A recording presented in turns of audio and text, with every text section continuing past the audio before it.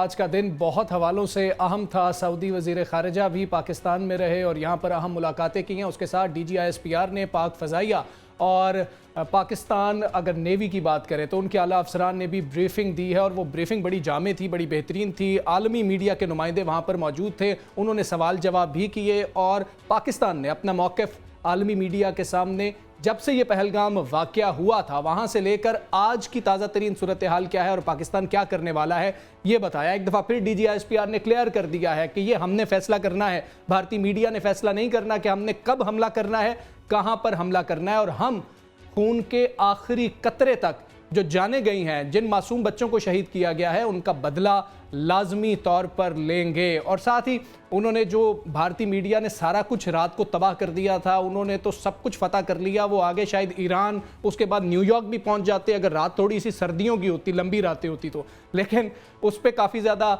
तंज किया गया और आलमी मीडिया के नुमाइंदे कहकहे लगाते रहे। और तंजिया तौर पर DGISPR ने उनसे ये भी पूछा कि रात को भारत ने तो जी सब कुछ तबाह कर दिया अपने मीडिया के मुताबिक, आप सारे खैरियत से हैं? तो वो इस पे मुस्कुराते रहे। साथ ही पाकिस्तान एयरफोर्स की जो परफॉर्मेंस है उस हवाले से बताया गया, जगहों की निशानदेही कर दी गई है कि 3 राफेल कहां पर गिराए गए थे, आपका मिग तैयारा कहां पर गिराया गया था, SU-30 कहां पर गिराया गया था। एक अच्छी खबर यह भी आई है कि इक्तिसादी जायजा की मंजूरी दे दी है IMF ने। तो जो खत लिखा था मोदी हुकूमत ने, मोदी मीडिया जिस पर बात कर रहा था, वो भी बात टाइम फिश होती हुई हमें नजर आ रही है। इन सारी सूरत हाल पे और इस वक्त लम्हा मौजूद में क्या चीज़ें हैं, क्या सूरत हाल है, आगे क्या हो सकता है, इस पर हम बात करेंगे। हमारे साथ सीनियर तज्ज़ियाकार नसरुल्लाह मलिक साहब मौजूद हैं, सीनियर तज्ज़ियाकार मोहम्मद उस्मान साहब मौजूद हैं, माहिर सिक्योरिटी अमूर नवीद इलाही साहब मौजूद हैं और ब्यूरो चीफ इस्लामाबाद अब्बास शबीर भी हमारे साथ मौजूद है। मलिक साहब, सबसे पहले आपसे बात करेंगे। सर, आज जो ब्रीफिंग दी गई है, तीनों मुसल्लह अफवाज के वहाँ पर नुमाइंदगान मौजूद थे, उस हवाले से हमें बताएं कि वो कितनी ज़रूरी थी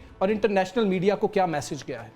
देखिए, मेरे ख्याल में जो 3-4 चीज़ें बड़ी इंपॉर्टेंट थी, DGISPR, लेफ्टिनेंट जनरल अहमद शरीफ और नेवी और एयरफोर्स के सीनियर अफसरान ने पहली बात तो ये बड़ी वाज़े कर दी, ये है वो सबूत जिसके बारे में कहा जा रहा था कि जनाब हमारे तैयारे नहीं गिरे जी। ऑडियो रिकॉर्डिंग सामने ले आना और एक जगह, जिस जगह पे कैसे तैयारा गिरा, उसकी सारी डिटेल दुनिया के सामने रख दी। फिर उन्होंने इंटरनेशनल मीडिया को ये बता दिया कि जो पाकिस्तान के ख़िलाफ़ एक प्रोपेगेंडा किया गया कि हमने कार्रवाई की दहशतगर्दों के ख़िलाफ़, ये वो जगह हैं, मसाजिद, जहाँ पे आम शहरी, औरतें, बच्चे उसका निशाना बने। फिर तीसरी बात ये कि पाकिस्तान ने जब पाकिस्तान के ख़िलाफ़ ये अटैक किया गया, उसके बाद पाकिस्तान ने जिस रिएक्शन का मुजाहरा किया, उनके तैयारे गिराए, उनके जो लाइन ऑफ कंट्रोल पे उनकी तरफ से जो जारियत थी उसका जवाब दिया।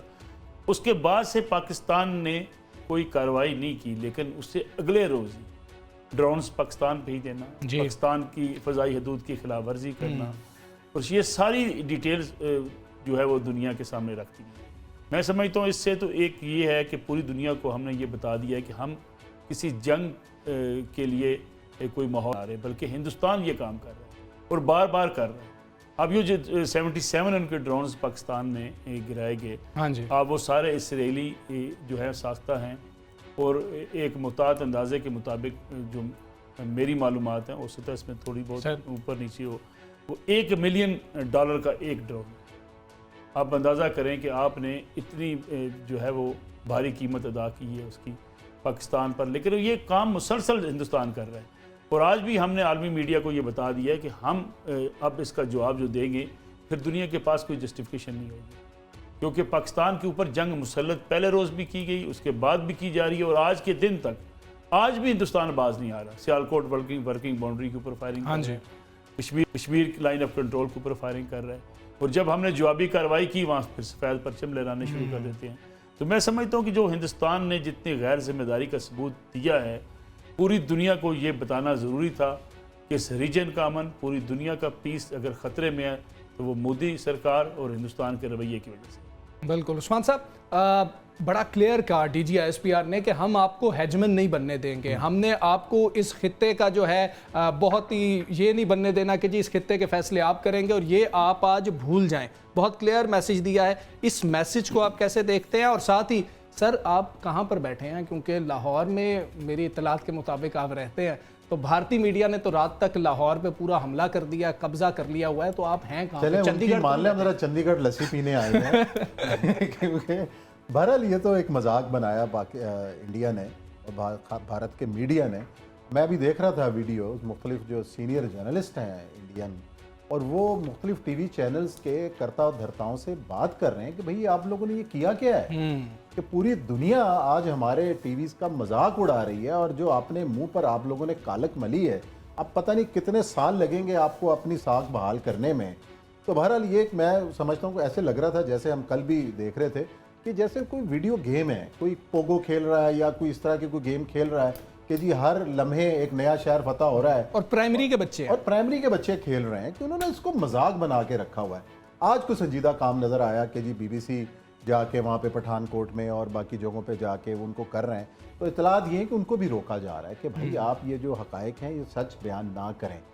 तो ये एक बड़ा संजीदा मामला है। बाकी भारत जो है वो अपनी तैयारी तो कर रहा है। आज जो टेलीग्राफ की खबर है कि वो उसने अपनी बहरिया को एक्टिव किया है कि 300 से 400 मील दूर है उनका जो बहरी बेड़ा है, कि वो कराची की बंदरगाह को निशाना खुदा ना खास्ता बनाने की कोशिश कर रहे हैं। लेकिन हम भी तैयार हैं इस हवाले से, जो भी है।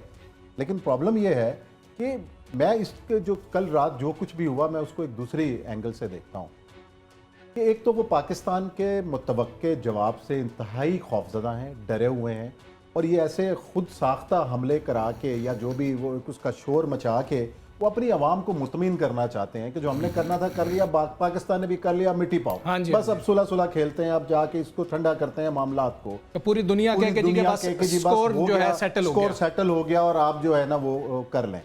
तो ये एक मामला है। दूसरी जानिब सिफारतकारी का जो आपने जिक्र किया कि पाकिस्तान के ऊपर भी इस वक्त बहुत दबाव होगा कि जी पाकिस्तान भारत का उस तरह जवाब ना दे। हमारे दोस्त मुल्क, इससे पहले ईरान के वज़ीर ख़ारजा ने भी बात की। आज जिस तरह जो एलामिया जारी हुआ है, शहबाज शरीफ साहब ने दो टोक अंदाज में, हमारे बरादर मुल्क हैं सऊदी अरब के वज़ीर ख़ारजा आए हैं, उनको भी कहा कि एक सिफारती दबाव भी, दूसरा पाकिस्तान का जो अवाम का जो दबाव है इस वक्त वो बड़ा इंपॉर्टेंट है कि हर कोई यही सवाल पूछता है कि पाकिस्तान हमला कब करेगा। और इसका आज DGISPR ने बड़े दो टोक अंदाज में उसका जो है ना वो जवाब दिया, और 2 दफ़ा कहा। तो आपने देखा होगा कि जो शोहदा बच्चों की जो तस्वीर दिखाई और कहा कि भारत ये देख लो और इनको याद कर लो, इनके जो मासूम जो बच्चों का तुमने जो खून बहाया है ना, ये हम रायगां जाने नहीं देंगे और एक एक कतरे का आपको हिसाब देना पड़ेगा। बिल्कुल ऐसे। ये 2 बार उन्होंने बात की। फिर देख लो, आप ज़रा उनकी प्रेस कॉन्फ्रेंस देखें, और उन्होंने कहा कि जी वक्त का और टारगेट का भी फैसला हम खुद करेंगे, और हमारा जो जवाब होगा वो आपको हैरान कर देने वाला होगा। तो इसमें तो हमें कोई शक नहीं होना चाहिए कि पाकिस्तान ने जवाब नहीं देना। पाकिस्तान ने जवाब देना है और बड़ा ठोक के देना है। हाँ जी, बिल्कुल ठोक के देना है। और बार बार इसीलिए कहा जा रहा है, अमेरिका भी शायद इसीलिए थोड़ा सा पीछे हटता हुआ नजर आ रहा है कि उसने कहा जी कि इन दोनों ने खुद मामला करना है, हम इसमें मुदाखलत नहीं कर सकते। नवीद इलाही साहब आज पाक फ़ज़ाइया की जानिब से वहाँ पर मौजूद थे, उन्होंने बताया कि जी हमने किस तरह से हमला किया। सर, एक बड़ा इंपॉर्टेंट सवाल वहाँ पर हुआ जो एक नुमाइंदे ने किया। उन्होंने ये पूछा कि इतने अंदर तक ड्रोन सर कैसे आ गए, कि इतने अंदर तक आ गए और हमने नहीं गिराया। उन्होंने वहाँ पर हमें बताया कि एक हार्ड किल होता है, एक सॉफ्ट किल होता है। सर, ये क्या चीज़ें हैं, इतने अंदर तक आ गए? आप सिक्योरिटी अमूर के माहिर हैं, इस पर थोड़ा सा बताइएगा। जी बहुत शुक्रिया। देखिए, जो उन्होंने आज ये सवाल किए हैं, एक तो उन्होंने एविडेंस दिया है उसका कि हमने ट्रांसमिशन जो है वो भी कैप्चर की है, और जिसको उन्होंने ऑपरेशन गॉडजिला कह रहे थे।